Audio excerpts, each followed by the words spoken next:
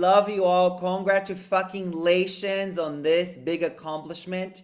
You guys have done such a huge thing. Like looking back at the amount of homework I got you guys to do, my God.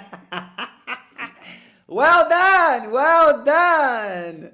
Brothers and sisters and queers of the light, well done. Literally, if I haven't said enough, like, good job. Good fucking job. Thank you, thank you, thank you. Let's talk to Lena. Hi, my darling. Good morning. Hi. Good Hello, morning to everyone. you. I was a little late to jump on because I got the time wrong. And so I'm just trying to trust that Oh, I'm here at good. the right You're time, just all the sitting the things. tea, yeah. I just wanted to share how profoundly this has actually impacted me personally and how much I've needed this and how much I realized so much of what I've learned in my life and the way I've shown up in my work has been about other people in a way that's never actually allowed me to fully experience myself, and what a disservice that has actually been to the people closest to me in my life. And I devoted myself to this. And I thank you so deeply for the way that you showed up for us, Sah, because you kind of just held the bar with your energy and the intention that you had for this. And so I just kind of like, and everybody, every single one of you, to wake up at 2 a.m. and see you all so engaged and just there. And I was like, right, I'm in the right place. Do this now. And so I really devoted myself to this in terms of practicing too. And what I didn't realize, like I fully experienced the way we open portals with this movement. And I was just doing it and doing it and doing it from a place of like, because I always just try and like achieve and be good at something and just like master. And I hate that word. I hate the word mastery, but genuinely that's where it came from. I was like, this is a lot. Let me learn it. Let me get my head around it. Let me feel like I can do this. And so I was doing it and doing it and doing it. And I just started to witness in my life that I was moving differently. And it was like something cracked within me at some point. And there was just this tenderness and this willingness to see the world from a place of softness. And I started to really understand what it means to love. And I shared in the group that, I've really been going through it in my personal life, because for the first time ever, I'm asking myself to feel without distracting, without numbing, without busying myself, and then without blaming and shaming. And the component to this work where we take accountability and responsibility for our feelings, and we do that without punishing somebody else, I swear to God, has saved me in this life from a life of loneliness, because I've been in relationships always, but have a tendency to punish, have a tendency, if there's certain things, if I feel this way, if you trigger this within me, we're fucking done. And I will protect myself, and I will think of you in a certain way, and I will look at you in a certain way, and it will impose certain barriers between you and me now.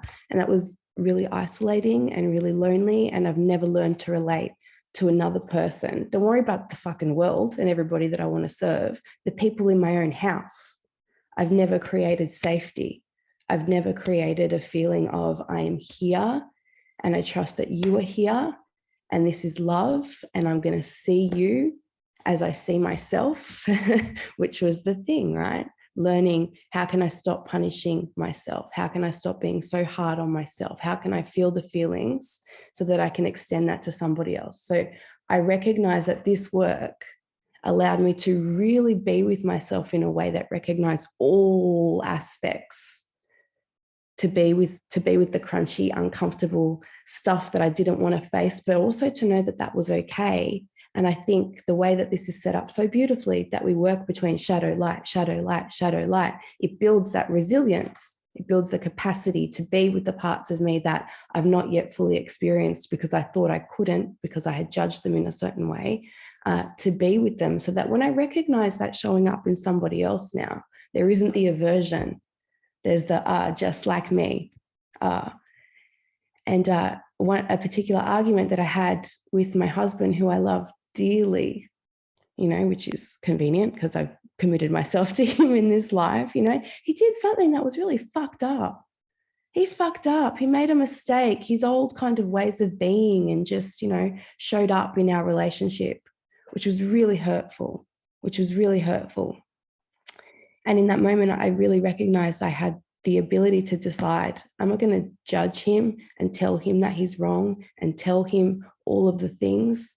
He already knew that.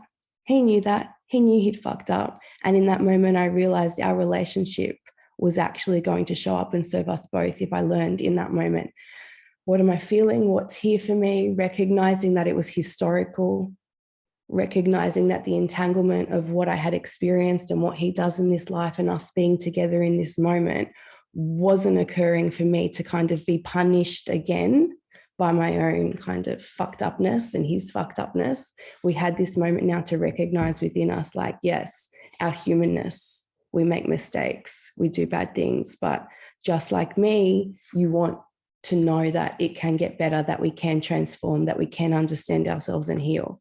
And so it was the first time I ever decided not to argue with somebody, even though I had been hurt. And I just kind of held myself and was like, I'm hurt, but I know because I have this practice that I'll be okay.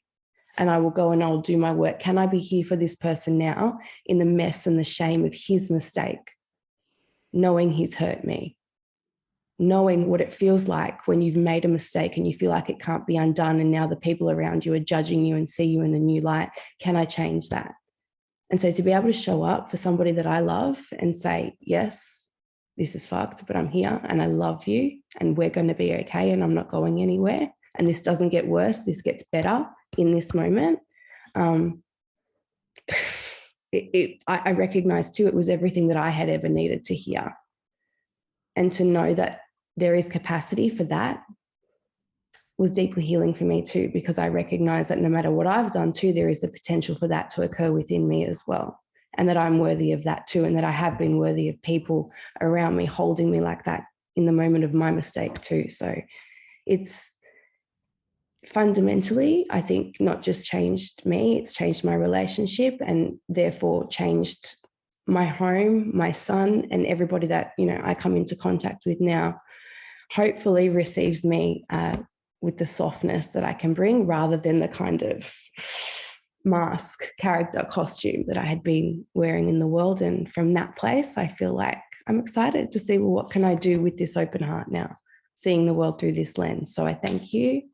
And I thank all of you, because, you know, I would never have done this had it not been for this training. So thank you. Oh my God.